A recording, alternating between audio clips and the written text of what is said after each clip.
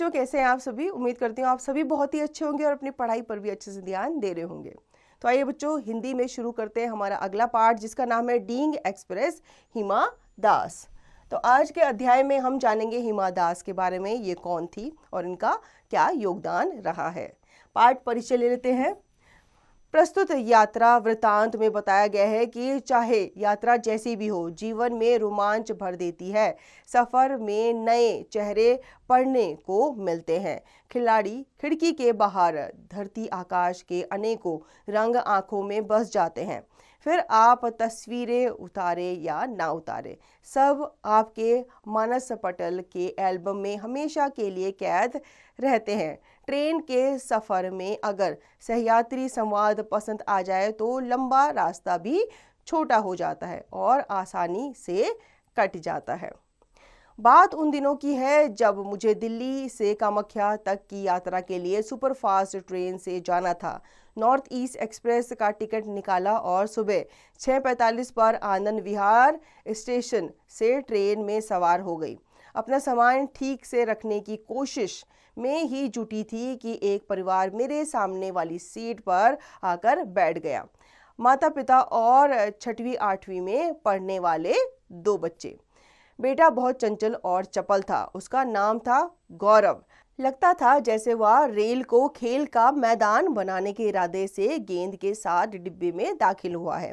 बेटी कुछ शांत और गंभीर लग रही थी। नाम था गरिमा। उसके कंधे पर स्कूल का बोझ यानी बैग था। मुझे कांजीरंगा राष्ट्रीय उद्यान पर एक फीचर तैयार करना था। मैं अपना अखबार पढ़ने में व्यस्त होने लगी। गरिमा मेरे बगल में आकर बैठ गई। मेरे पास हिंदी का अखबार देखकर बोली, मुझे हिंदी में बहुत कम नंबर मिलते हैं। अच्छा, क्यों? अब मेरा सवाल था।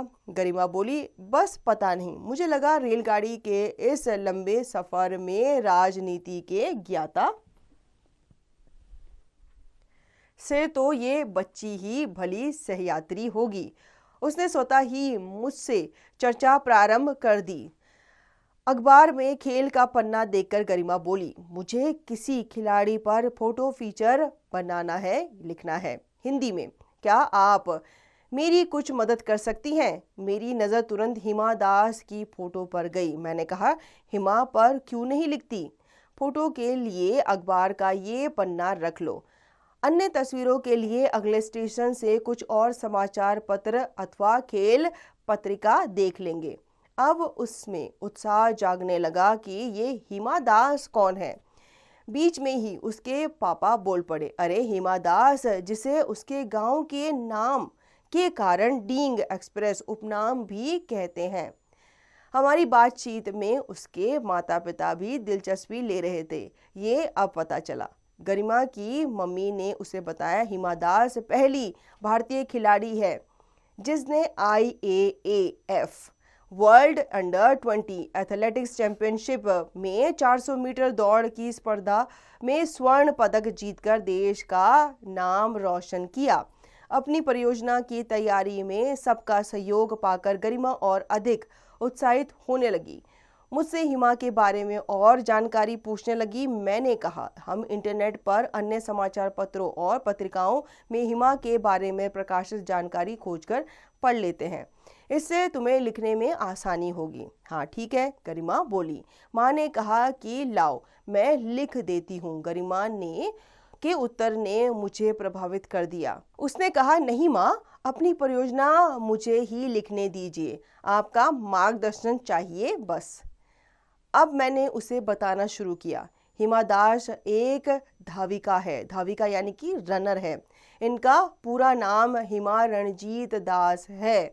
9 जनवरी 2000 के असम के नगांव कांधू लिमारी ढींग में जन्मी हिमा के माता पिता जोनाली और रणजीत दास धान की खेती करते हैं। भाई बहनों में सबसे छोटी हिमा को विद्यालय के लड़कों के साथ फुटबॉल खेलना पसंद था। जवाहर नवोदय विद्यालय के शिक्षक शमसूल हक की प्रेरणा पाकर हिमा ने दौड़ना शुरू किया। जिला स्तरीय प्रतियोगिताओं में उसने 2 स्वर्ण पदक अपने नाम किए। इसमें नगांव स्पोर्ट्स एसोसिएशन के गौरी शंकर राय की प्रेरणा सहायक रही। हमारे इस क्रम को गौरव की आवाज ने विराम दिया। पापा देखिए स्टेशन आ गया, गाड़ी भी रुकी है। दीदी के फोटो फीचर के लिए हिमा दास की कोई पत्रिका मिले तो ले आइए ना, जिसमें उनकी तस्वीर भी मिले। अच्छा, तो ये महाशय अपने खेल के साथ हमारी बातों में भी रुचि ले रहे थे। पापा ने खिड़की से कुछ खेल पत्रिकाएं खरीद ली।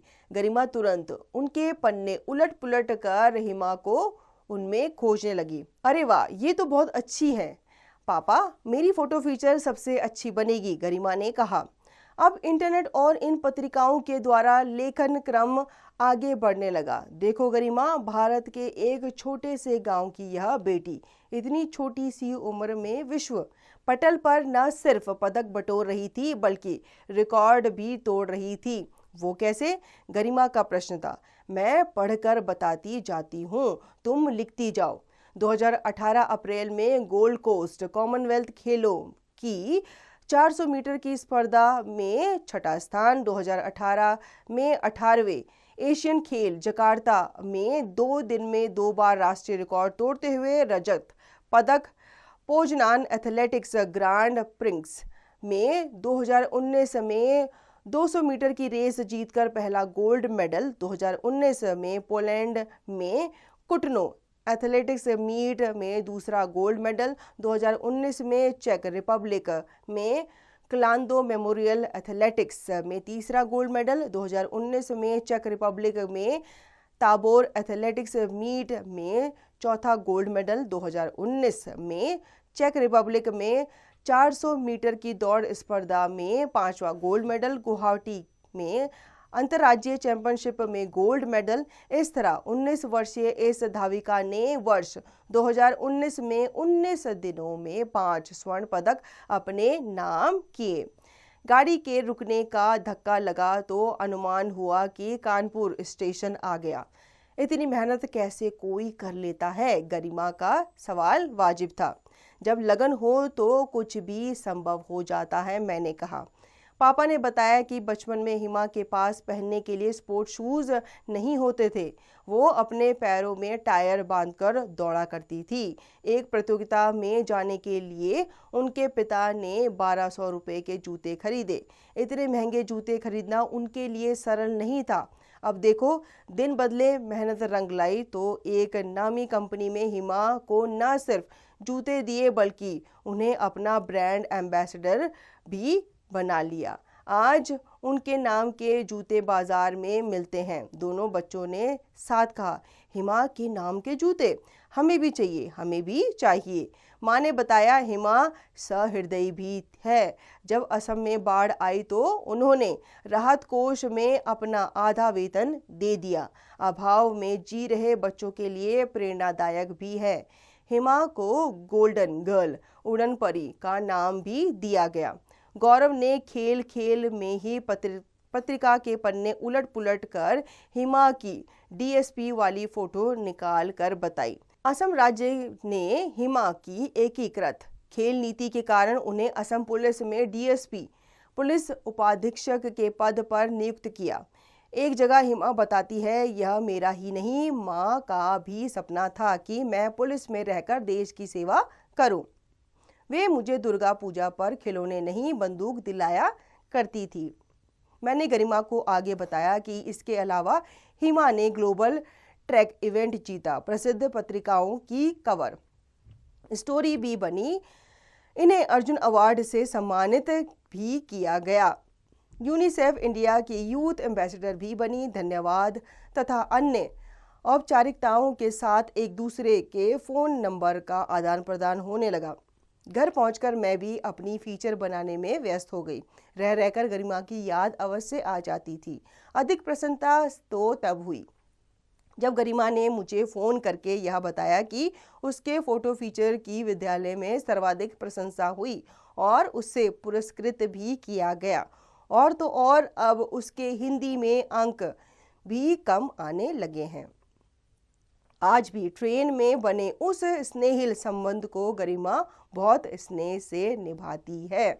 तो ये कहानी लिखी गई है रूपम शुक्ला जी के द्वारा, जिसमें उन्होंने ये बताया है कि अगर लगन हो इंसान में तो उसके लिए कुछ भी असंभव नहीं है। अब आते हैं वाचन एवं श्रुतलेख पे। यहाँ पे कुछ शब्द दिए गए हैं, इन्हें हम पढ़ लेते हैं। कामाख्या, कांजीरंगा उद्यान, तस्वीर, athletics championship, Kandu मिल्लारी, Navodaya, association, महाशय, कॉमनवेल्थ, अंतर्राज्यीय, ब्रांड एम्बेसडर, सहृदयी, स्नेह, हिल। अब आते हैं शब्दकोश पे। कुछ शब्द जो पाठ में आए हैं इनका अर्थ हमें दिया गया है यहाँ पे बच्चों, ये हम पढ़ लेते हैं। फीचर, किसी रोचक विषय का मनोरथ, प्रस्तुतिकरण, फीचर, एट्रीब्यूट जिसे कहते हैं, ज्ञाता मतलब होता है जानकार, नोइंग। सहयात्री, साथ में सफर करने वाला यात्री, को ट्रैवलर जिसे बोलते हैं। धाविका, दौड़ने वाली जिसे रनर कहते हैं। महाशय, सज्जन, जेंटलमैन। बटोर, संग्रह, एकत्र, कलेक्ट, वाजिब, उचित, प्रॉपर। ब्रांड एम्बेसडर, प्रसिद्ध व्यक्ति को किसी ब्रांड के प्रचार के साथ जोड़ना, ब्रांड एम्बेसडर। सहृदयी मतलब दयालु, काइंड। अभाव, कमी, स्कार्सिटी। स्नेहिल, स्नेह से भरा, प्रेम पूर्ण जिसे लविंग भी कहते हैं। अब आते हैं बच्चों इसके अभ्यास कार्य पे, जिसमें हम बात करेंगे पाठ बोर्ड टेक्सचुअल लिटरेसी की। इसमें पहला है मौखिक अभिव्यक्ति। पहला प्रश्न बच्चों, लेखिका को किस विषय पर फीचर बनाना था? तो उसे कांजीरंगा उद्यान पर फीचर बनाना था। इसी प्रकार से आप बाकी प्रश्न पढ़ेंगे और इनका उत्तर देंगे। हम बढ़ते हैं आगे लिखित अभिव्यक्ति की तरफ, जिसमें पहला है बहुविकल्पीय प्रश्न। सही उत्तर के सामने सही का चिन्ह लगाइए। हिमा दास किस राज्य से हैं? बताइए बच्चों, किस राज्य से है? असम से है, बंगाल से है या फिर उड़ीसा से है? तो वो थी बिल्कुल सही, वो असम से थी। ठीक है, इसी प्रकार आप बाकी के प्रश्न पढ़ेंगे और सही विकल्प पर सही का चिन्ह लगाएंगे। हम बढ़ते हैं आगे, सोचकर उत्तर लिखिए, जिसमें पहला है लघु उत्तरीय प्रश्न। लेखिका कहाँ जा रही थी? तो लेखिका कामाख्या जा रही थी। इसी प्रकार आप बाकी के प्रश्न पढ़ेंगे और उनका उत्तर देंगे। हम बढ़ते हैं आगे दीर्घ उत्तरीय प्रश्नों की तरफ। अखबार में खेल का पन्ना देखकर गरिमा किससे क्या बोली? तो जब लेखिका अखबार पढ़ रही थी तो गरिमा लेखिका से बोली कि मुझे एक फीचर फिल्म बनानी है किसी खिलाड़ी पर। इसी प्रकार से आप बाकी के प्रश्नों के उत्तर देंगे। हम बढ़ते हैं आगे, पाठ के आधार पर दिए गए तथ्यों के बारे में लिखिए, किसने क्या बताया? तो यहाँ पे तथ्य दिए गए हैं। डींग एक्सप्रेस उपनाम के बारे में किसने बताया? गरिमा के पापा ने बताया कि उनका नाम जो है उनके गांव के नाम पर ही पड़ा है। ठीक है, क्योंकि वो डींग गांव से बिलोंग करती थी, वहीं की रहने वाली थी, इसलिए उनका नाम डींग एक्सप्रेस पड़ा था। इसी प्रकार से आप बाकी के तथ्य पढ़ेंगे और किसने बताया क्या बताया ये भी बताएंगे। हम बढ़ते हैं आगे, खाली स्थान पर उचित शब्द लिखकर वाक्य पूरे कीजिए। मैं अपना डैश पढ़ने में व्यस्त होने लगी। अपना क्या? अखबार। ठीक है, लेखिका के पास अखबार था तो वो अखबार पढ़ने में व्यस्त होने लगी। ठीक है, इसी प्रकार आप बाकी के रिक्त स्थानों की पूर्ति करेंगे। हम बढ़ते हैं आगे भाषा बोध, लैंग्वेज एंड ग्रामर की तरफ। ठीक है, तो पहला इसमें उपयुक्त, विराम चिन्ह लगाकर पुनः अनुच्छेद लिखिए। अब आपको पता ही है कि विराम चिन्ह लगाने से हमें पता चलता है कि कहाँ पे रुका है या कहाँ पे जो वाक्य है वो खत्म हुआ है या कहाँ पे हमसे प्रश्न पूछा गया है। तो यहाँ पे आपको वाक्य नजर आ रहे हैं, इसमें हमें क्या करना है? इनमें हमें विराम चिन्ह लगाना है। पापा बोल पड़े, अरे हिमा दास जिससे उसके गांव के नाम के कारण डींग एक्सप्रेस भी कहते हैं, हमारी बातचीत में उसके माता पिता भी दिलचस्पी ले रहे थे। अब पता चला। तो यहाँ पे हम विराम चिन्ह लगाते हैं, पापा बोल पड़े, तो यहाँ पे अल्प विराम आएगा, यहाँ पे विस्मयादि बोधक चिन्ह आएगा और यहाँ पे पूरा बात कि उसको डींग एक्सप्रेस कहते हैं। ठीक है, और फिर हमारी बात का पता चला, यहाँ पे बात खत्म हो गई है तो हम पूर्ण विराम से इसे खत्म करेंगे। इसी प्रकार से आप अगला वाक्य देखेंगे, ध्यान से पढ़ेंगे और जहाँ जहाँ पे विराम चिन्ह लगाने हैं वहाँ पे आप विराम चिन्ह लगा के इसे पूर्ण करेंगे। पाठ में प्रयुक्त अंग्रेजी शब्द चुनकर लिखिए। तो अंग्रेजी शब्द कौन कौन से आए हैं यहाँ पे बताइए। पहले तो चैंपियनशिप, ठीक है, चैंपियनशिप।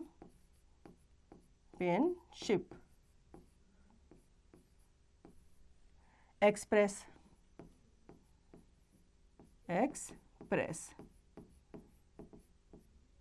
इसी प्रकार से जितने भी अंग्रेजी शब्द आए हैं पाठ में उनको चुनकर आप लिखेंगे। हम बढ़ते हैं आगे। दिए गए वाक्यों का निर्देशानुसार वाच्य परिवर्तन कीजिए।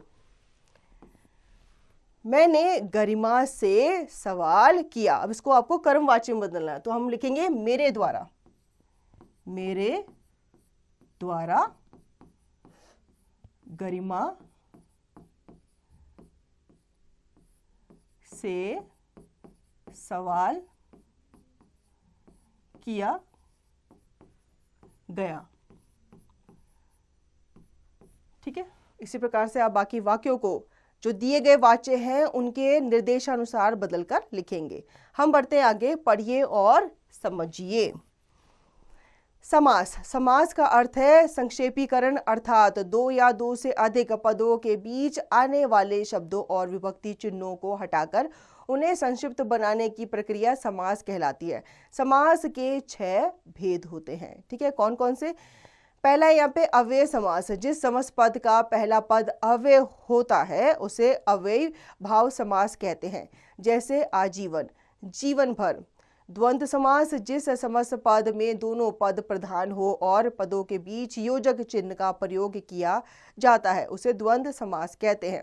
इन दोनों शब्दों के बीच और या अथवा आदि का लोप होता है, जैसे भूख प्यास, दुख और प्यास, सुख दुख, सुख या दुख। अगला है तत्पुरुष समास। जिस समास पद में उत्तर पद प्रधान होता है और पूर्व पद गौण होता है, प्राय इन दोनों शब्दों के बीच कारक चिन्हों का लोप हो जाता है, जैसे गौशाला, गौ के लिए शाला। विशेष इस अध्याय में हम केवल उपयुक्त 3 समास के पदों का अध्ययन करेंगे। ठीक है, वैसे तो बच्चों 6 होते हैं, लेकिन हमें अभी इस पाठ में इन तीनों का ही अध्ययन करना है। दिए गए समस्त पदों का विग्रह करते हुए समास का नाम लिखिए।